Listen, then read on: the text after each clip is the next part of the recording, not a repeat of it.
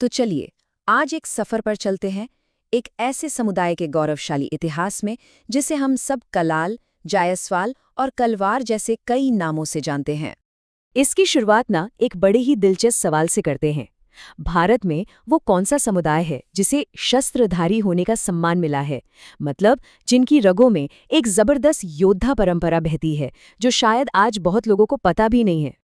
जी हाँ, ये कहानी एक ऐसी विरासत की है जिसे राजा महाराजाओं ने गढ़ा और फिर इतिहास के थपेड़ों ने इसे एक नया ही रूप दे दिया। तो अब इस छिपी हुई योद्धा विरासत में थोड़ा और गहराई से उतरते हैं। ये वो कहानी है जो आपको शायद ही किसी इतिहास की किताब में आसानी से मिलेगी। देखिए, इस समुदाय को पूरे भारत में कई नामों से जाना जाता है।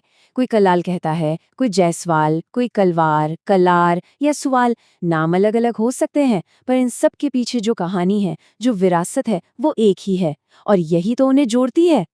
चलिए आप जरा समय में पीछे चलते हैं, बहुत पीछे, उस स्वर्ण युग में जिसे सहस्त्रार्जुन का युग कहा जाता है।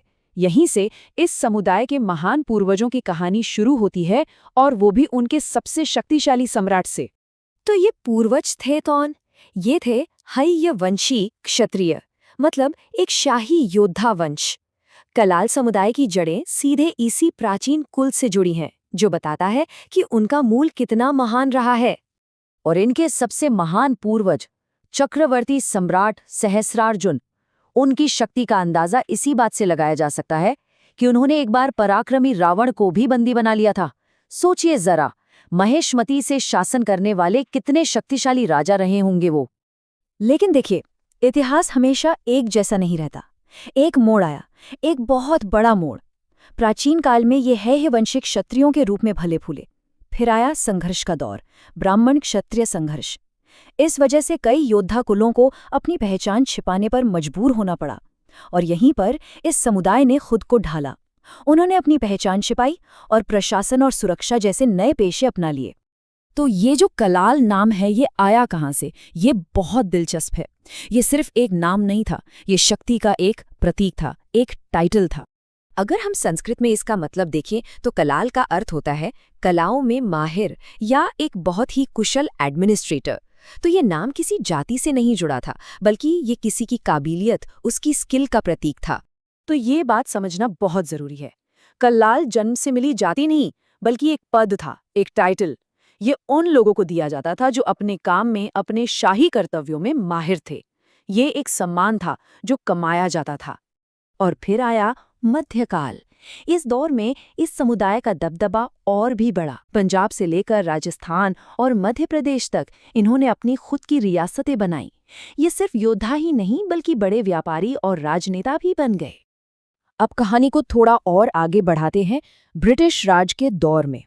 ये वो समय था जब इस समुदाय के लचीलेपन और आज़ादी के जज्बे का असली इम्तिहान हुआ। इस समुदाय ने ना कभी भी ब्रिटिश हुकूमत के आगे घुटने नहीं टेके। उन्होंने कभी गुलामी कबूल नहीं की, और इसी वजह से अंग्रेजों ने उन पर बहुत सारी पाबंदियां भी लगाईं।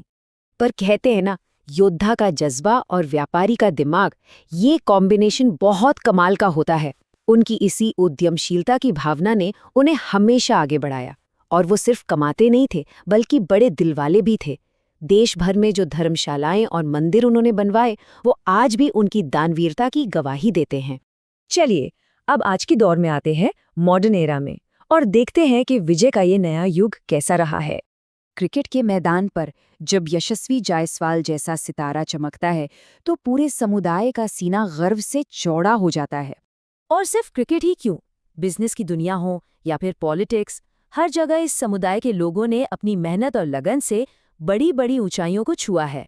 इतना ही नहीं, जब बात देश की सेवा की आती है तो आईएएस और आईपीएस जैसी सेवाओं में भी इस समुदाय का योगदान बहुत ही महत्वपूर्ण रहा है।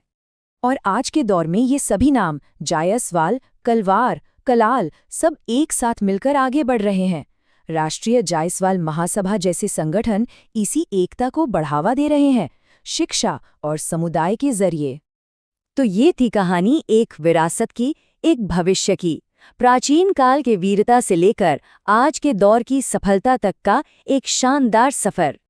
ये एक ऐसा इतिहास है जिसकी शुरुआत शौर्य और वीरता से हुई और जो आज सफलता के शिखर पर पहुंच चुका है।